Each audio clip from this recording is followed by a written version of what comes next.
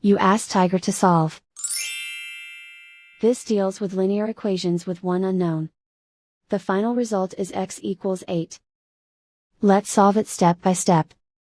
Group all x terms on the left side of the equation.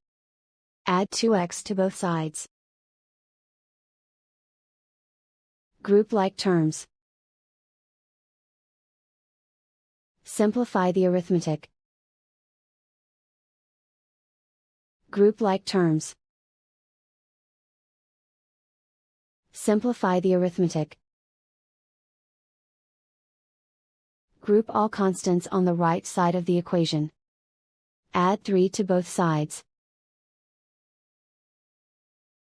Simplify the arithmetic.